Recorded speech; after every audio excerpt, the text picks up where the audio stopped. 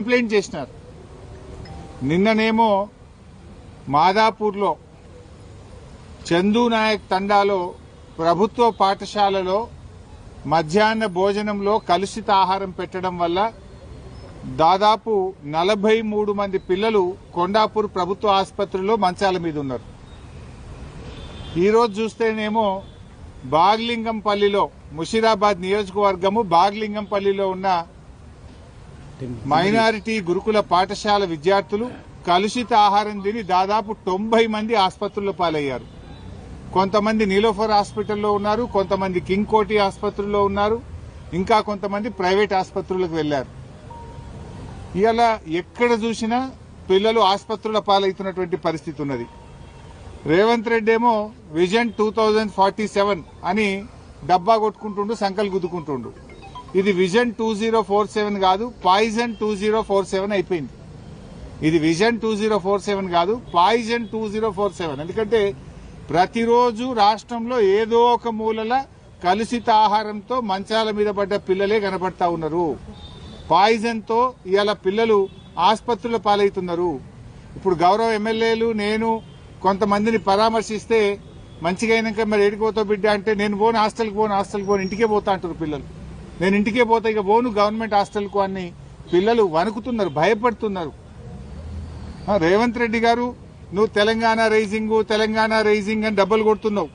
ఇవాళ తెలంగాణ రైజింగ్ కేవలం ఆ ఫ్రంట్ పేజ్ యాడ్లు, పేపర్లలో ఫ్రంట్ పేజ్ యాడ్ల మీద, టీవీ అడ్వర్టైజ్మెంటుల్లో, హోర్డింగ్ల మీద మాత్రమే తెలంగాణ రైజింగ్. కానీ ఇక్కడ పిల్లలు మాత్రం ఆసుపత్రుల్లో మంచాల మీద ఫాలింగ్. నీదంతా హోర్డింగ్ల మీద రైజింగు, గురుకుల పాఠశాల ప్రభుత్వ పాఠశాల పిల్లలు ఆసుపత్రులలో బెడ్ల మీద ఫాలింగ్. నీ గవర్నమెంట్ గింతే ఉన్నది. నువ్వు ఎట్లా రేజ్ అవుతున్నావు నాయన? అవినీతిలో రేజ్ అవుతున్నావు, అరాచకంలో రేజ్ అవుతున్నావు, అహంకారంలో రేజ్ అవుతున్నావు, కబ్జాలలో రేజ్ అవుతున్నావు. కానీ ప్రభుత్వ పాఠశాల పిల్లలు మాత్రం ఆసుపత్రుల మీద ఫాల్ అయిపోతున్నారు, మంచాల మీద పడిపోయిన పరిస్థితి వచ్చింది. ఈరోజు కోతలు కోయడం కాదు, రేవంత్ రెడ్డి నోరిప్పితే అబద్దాలే. ఇక మాటలైతే కోటలు దుంకుతాయి. కోతలు కోసుడు కాదు రేవంత్ రెడ్డి. నువ్వు నిజాయితీ ఉంటే గా బడి పిల్లలకు, గా హాస్టళ్లలో ఉండే పిల్లలకు ఇంత కడుపు నిండా అన్నం పెట్టు ఫస్ట్. నువ్వు విజన్ 2047 తొక్కుతా పీకుతా అని పిచ్చగుంట్ల మాటలు మాట్లాడకు. పిల్లలకు ఇంత కడుపు నిండా అన్నం పెట్టే కార్యక్రమం చెయ్యి. మాటలు ఎక్కువ ఉన్నాయి తప్ప అన్నీ ఉత్తముచ్చట్లే. ఏమైనా మాట్లాడితే 20,000 కోట్లతో నేను ఇంటిగ్రేటెడ్ స్కూళ్ళు పెడుతున్నా అంటాడు. 20,000 కోట్లు పెట్టి ఇంటిగ్రేటెడ్ స్కూల్ పెట్టేదేప్పుడు అప్పటిదాకా పిల్లలు బతుకుంటే కదా. ఇలా పాఠాలు చదువుకోవాల్సిన పిల్లలు అరచేతిలో ప్రాణాలు పెట్టుకొని బతుకుతున్నారు, గిజగిజలు ఆడిపోతున్నారు. ఇవాళ మేము ఆ పిల్లల్ని మాట్లాడించినప్పుడు ఏం చెప్తున్నారు పిల్లలు? సార్ మాకు అన్నం దొడ్డు బియ్యం వస్తున్నది, ఆ అన్నం తినబుద్ధి అయితే లేదు, అన్నం ఉడుకుతలేదు, ఆ అన్నం తింటే కడుపును వస్తున్నది. ఇవాళ సన్న బియ్యం ఇచ్చిన కేసీఆర్ గారేమో ఆనాడు గురుకుల పాఠశాలల్లో గవర్నమెంట్ స్కూళ్లకు సన్న బియ్యం ఇచ్చి మంచిగా కడుపు నుండి అన్నం పెట్టిండు. కానీ రేవంత్ రెడ్డి వచ్చినాక బియ్యం చక్కగా ఉంటలేదు అని ఇవాళ స్వయంగా నేను ఒక 40 మంది పిల్లల్ని మాట్లాడిస్తే బారీక్ చావల్ ఆరా సాబ్, ఖానా అచ్చా నయ్యే సాబ్ అని పిల్లలు చెప్తున్నారు. మొన్న రాత్రి కలుషిత ఆహారం తిని బాగ్లింగంపల్లి గురుకుల పాఠశాల పిల్లలు 90 మంది ఇవాళ ఆసుపత్రుల పాలైపోయింది. 90 మంది పిల్లలు ఆసుపత్రుల పాలైతే ఈ రాష్ట్రంలో ఒక్క మంత్రికి కానీ ఈ ముఖ్యమంత్రికి కనీసం చీమ కుట్టినట్లేదు. ఒక్కరు కూడా వచ్చి పరామర్శించింది లేదు ఇప్పటిదాకా. They are busy. ఫుట్బాల్ ఆడడంలో ముఖ్యమంత్రి మంత్రులు బిజీ ఉన్నారు. పిల్లలు దవాఖాన్ల పాలైతే ఈ గవర్నమెంట్కు చీమ కుట్టినట్లేదు. 5 కోట్లు పెట్టి ఈయన ఫుట్బాల్ నేర్చుకోవడానికి 5 కోట్ల గవర్నమెంట్ డబ్బులు పెట్టి రేవంత్ రెడ్డి ఫుట్బాల్ స్టేడియం కట్టుకున్నాడు. ఆయన ఎవడో మెస్సీ.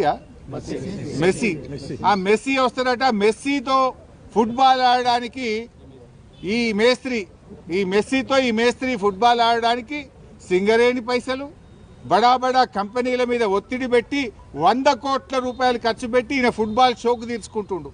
ఆ 100 కోట్లతోని ఓ మంచి హాస్టల్ కట్టు, పిల్లలకు కడుపు నిండా అన్నం పెట్టు, ఓ స్కూల్ కట్టు. నువ్వు సిఎస్ఆర్ డబ్బులతో, సింగరేణి డబ్బులతో, ప్రభుత్వ డబ్బులతో స్టేడియాలు కట్టుకునేంది, ఈ ఫుట్బాల్ షోకులు తీర్చుకోవడం ఏంది?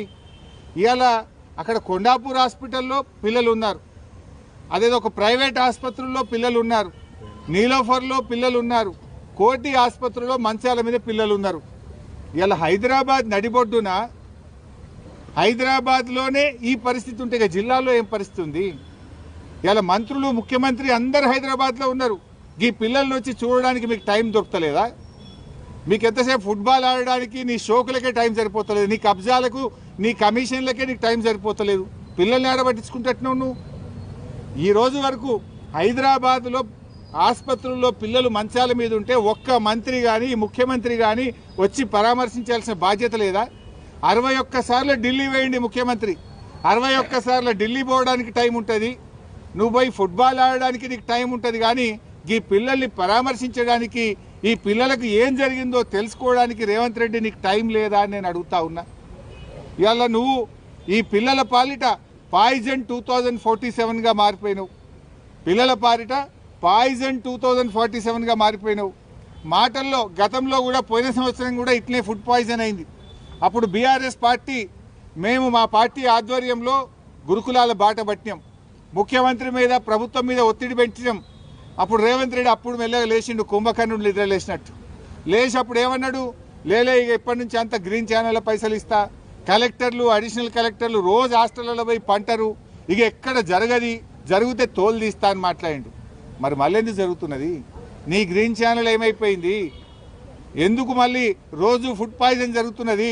ఇప్పుడు తోలు తీయాల్సింది నీదా అధికారులదా? నువ్వే విద్యాశాఖ మంత్రివి, నువ్వే ముఖ్యమంత్రివి, అట్టర్ ఫ్లాప్ అయిపోయినావు నువ్వు.